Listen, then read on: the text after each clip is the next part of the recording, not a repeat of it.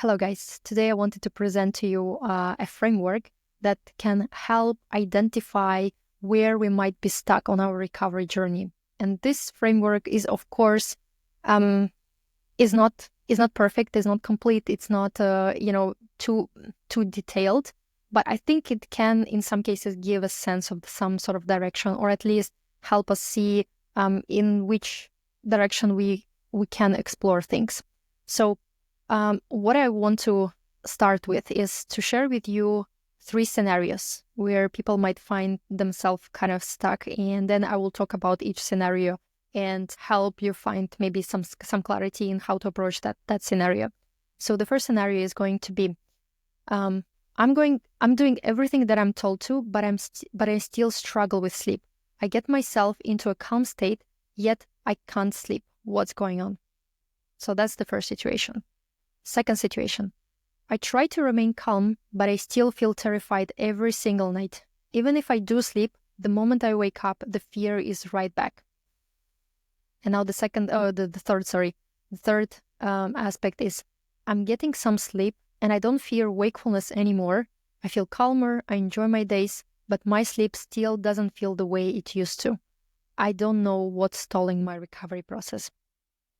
So those 3 phrases or situations may seem kind of different because it's about different stuff. But the thing that unites all of them is the desire to control. So now, in each case, we are controlling different aspects, but there's still this pressure. Something isn't right. Something needs to be fixed, right? And so this is what I refer to as levels of control. And we might find ourselves on different level on each part of our journey. So some people can feel that, okay, I'm stuck on this kind of like first level. Someone will feel like they're stuck on the second or third one, or it could be actually a combination. But it might be helpful just to understand like what exactly is what we might be struggling with at the moment. So now let's talk about these levels of control. So the first level is the first scenario, is about that, okay, I've done everything that is described here. I tried to accept, I tried to befriend wakefulness, I did this and this and this, and I still didn't sleep. What's the problem? Why it didn't happen, right? So in this situation, we can see that we are very much attached to the outcome. We are very much attached to the sleep outcome itself. And it's really understandable because insomnia in itself, it's a very difficult experience. There's a lot of fears involved and a lot of pressure involved. And of course, we want our nights to look the way we would like them to be. Now, the problem with trying to control sleep outcome is that we cannot do that. Essentially, sleep is not something that we can manipulate. We cannot will ourselves to sleep the exact amount of hours that we want to. We cannot force ourselves to fall asleep in the right amount of time, or wake up only just a small amount of times, or not wake up at all. This is something that is not in our control, and this is what we usually struggle with in kind of seeing it that way, because of course, we usually perceive that, okay, I need to do something to make sleep happen, right? So this is where we are finding ourselves. The first level is like trying to control the circumstance, trying to control the sleep itself. Now, what can be helpful when we find ourselves stuck in that area is to maybe learn a little bit more about the nature of sleep, to do a little bit of education on, how insomnia works, how sleep works. And this is something that is like usually helpful, like in the beginning stages, when just to give us like understanding, like, okay, just because I'm having like a difficult night, it's not going to completely ruin my life. It's not going to make me disappear. And because many people have this kind of like very visceral, very deep fears of like, okay, I'm going to die if I don't sleep, right? So doing a little bit of education in that area, demystifying our fears, demystifying sleep and insomnia, this can be really helpful, just to show us that we don't have to run away from wakefulness, that sleep will eventually come. We just don't know when and how exactly it will happen. And all we can do is just to let the outcome be whatever it is, and sleep will find us when we don't introduce resistance and pressure to sleep. So this is the first level of trying to control. Now, the second level of control is desire to control our feelings about the circumstance. So the first level was about desire to control circumstances. The second level is about trying to control how we feel in those circumstances. And this is where people usually struggle with their fear of their fear. When they find themselves having a bunch of fight or flight sensations, like maybe they have heart palpitations, racing thoughts, intrusive thoughts, they ruminate a lot, and that understandably doesn't feel comfortable, it doesn't feel pleasant, and so they are trying so hard to find some sense of peace and calmness. They try to control how they feel in those circumstances. And this is another area where we may get stuck, because we are trying to, even though the idea of allowing wakefulness to be there makes sense, we are willing to embrace wakefulness and not resist it, but then there is this pressure that I have to feel a certain way when I'm facing wakefulness. And then they're trying to force themselves to feel calm when in reality they're feeling scared, or when they're feeling frustrated, upset, angry. And so they think that the way they react is wrong, and then they shouldn't feel this way. And this is where a lot of pressure resides, and which makes it difficult for us to completely embrace this experience. So when we find ourselves that we are not really struggling with the idea of facing wakefulness, but what we are really afraid of and try to avoid is our emotions, it makes sense to start looking or changing the way we look at our emotions. And this is where education about how anxiety works, how our emotions work, can be very helpful to demystify those feelings, help us feel safe in our own body, to learn that emotions are not our enemies. It's not that our brain is working against us. It's actually trying to help. It's trying to protect.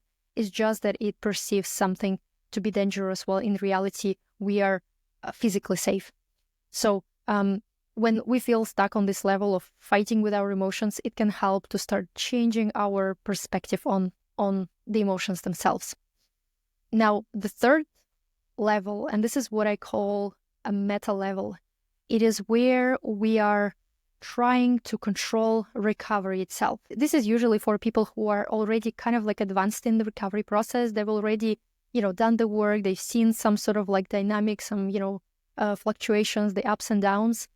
They learned to be okay with wakefulness. They learned to be okay with, discomfort. They already let go of so many sleep efforts. They are just, living their lives. But there is still some sort of friction. There's still something like it's not yet right. And usually they feel like they're not moving fast enough, or they're somehow they're not where they're supposed to be by now. And this level, the third level, the meta level, is where we are trying to control the recovery process itself. And when we are trying to do so, when we are trying to control our recovery, that's when we feel a lot of frustration with ourselves. We start blaming ourselves for not moving fast enough, not progressing quickly. And that just creates even more pressure. And that's what keeps us kind of stuck. It's already not that bad as it was before, but it's not where we want to be. And when we are trying to control the recovery itself, its duration, that's what creates this friction. So when we find ourselves in that place, it is helpful to learn to allow recovery to take as much time as it needs to take, and also allow ourselves to go through any experiences, whatever they happen during this recovery process. Because oftentimes we feel like, oh, I'm having right now the same feelings that I had in the beginning, and we think that because we already went through this process, we are not supposed to feel them anymore. For example, for me, that the big one, it was experiencing all-nighters. And I experienced them in the beginning of my recovery process. And then I was experiencing them even at the end of recovery process. And for a very long time, I tried to make sure that they don't happen. And every time I would have a sleepless night, then I would start thinking like, okay, I'm not progressing because I still have those all-nighters, even though I'm not so much afraid of them, but it bothers me that they're still there. They shouldn't be there. I'm already so way forward on this journey. How come that they're still here, right? So what I was really trying in those moments, that I try to control my recovery process. I try to control how it looks. What is the right experience at this particular stage of recovery? And it brought so much pressure, so much self-frustration in myself. And it was clearly not helpful. It was when I started to just allowing recovery take whatever form it takes, as much time as it needs to take. That's when things started to ease a little bit. So as you can see, those three levels, of course, it's very schematic. It's not super precise. It's not rigid.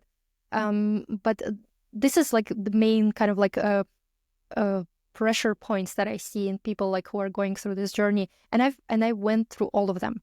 I went from this first experience where I was like really terrified of wakefulness itself, and I tried to avoid it at all costs, right? Then I went through the periods when I was like, okay, I'm okay with kind of like, I don't mind even if I'm awake, but I have to feel a certain way when I'm awake. So I would start fighting with my emotions. I would start monitoring myself, like how I feel, and then judging and blaming myself when I didn't feel the way I wanted to feel.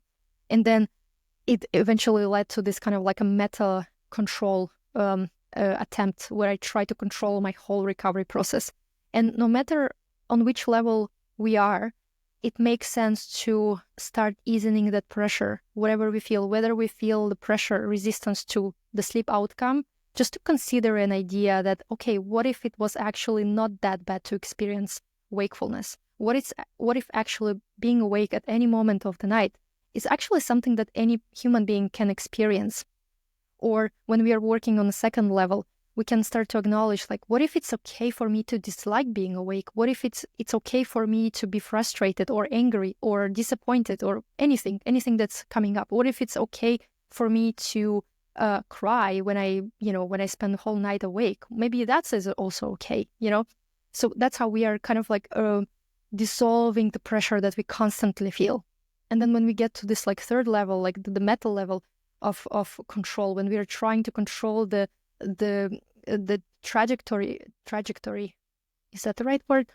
Trajectory of our recovery process. That's when we can start like loosening our grip on how this recovery process should look like. And whatever the recovery process looks like for us, that's all okay. So we can learn to kind of like ease pressure in all of those levels. So I hope that this framework brought some clarity. Maybe it could highlight certain aspects, because I'm saying like a lot of times I would hear a person would say something like, okay, I've done like everything. I'm not afraid of wakefulness. I'm relatively calm at night. I don't cancel my plans. I live my life as I want to, right? But I'm still not there. Like I'm still not there, right? So obviously there is some resistance present, but they might not know where exactly. So, and sometimes like without knowing where exactly the resistance is, they might keep pushing on like, okay, maybe I should befriend wakefulness even more. Maybe I should like look for even more sleep efforts that I'm, engaging in, and let go of those, but a lot of times actually that person has already nailed all those aspects. They already, like, they're so good at befriending wakefulness. They're so good at living life despite insomnia and doing all this kind of stuff. And the only thing that they're struggling with is the idea that I'm not allowed to experience recovery in this way. I'm not allowed to have this experience by now. And so I just wanted to kind of like give you some sort of tangible kind of like idea, which can give pointers of where the pressure, where this attempt to control resides, and possibly give an idea like in which direction we can move next. So I hope that this video was helpful. Let me know in comments if anything from this framework didn't make sense or wasn't clear, and I'll be happy to, offer my insights on that too. Thank you for watching.